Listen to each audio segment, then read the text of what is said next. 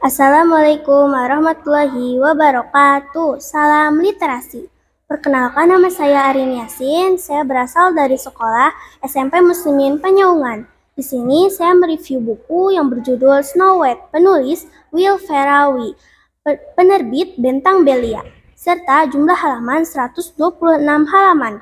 Teknik yang saya gunakan adalah AI, yaitu alasan, isi, hikmah.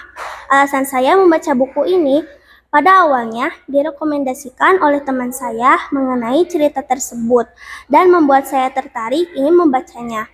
Isi dari cerita ini adalah Putri Salju menceritakan tentang seorang putri cantik yang dibenci oleh ibu tirinya karena kecantikannya. Sang ratu iri dan berusaha ingin membunuhnya. Namun Putri Salju berhasil melarikan diri ke hutan dan hidup bersama 7 kurcaci. Pada akhirnya, ia kembali hidup setelah tersengat oleh apel beracun berkat bantuan pangeran. Putri Salju adalah seorang anak dari ratu yang berharap memiliki anak dengan kulit seputih salju, bibir semerah darah, dan rambut sehitam eboni. Setelah ratu meninggal, raja menikah lagi dengan seorang wanita jahat yang memiliki cermin ajaib. Cermin itu mengidentifikasi bahwa Putri Salju adalah wanita tercantik di negeri itu, yang membuat sang ratu jahat, iri, dan kejam. Sang ratu berusaha ingin membunuhnya, namun gagal. Tapi pada suatu hari, dia berhasil menipu Putri Salju dengan sebuah apel beracun yang membuatnya tertidur lelap. Setelah itu, Putri Salju pun melarikan diri ke hutan dan menemukan rumah 7 kurcaci, lalu hidup bersama mereka.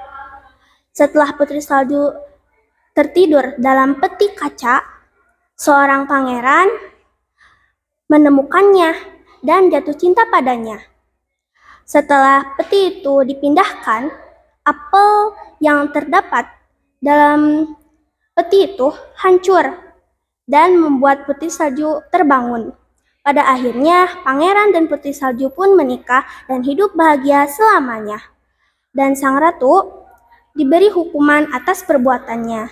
Hikmah dari cerita ini adalah kebaikan akan selalu melawan kejahatan, serta dongeng ini mengajarkan kebaikan, cinta sejati, dan harapan akan selalu mengalahkan kejahatan dan kehancuran.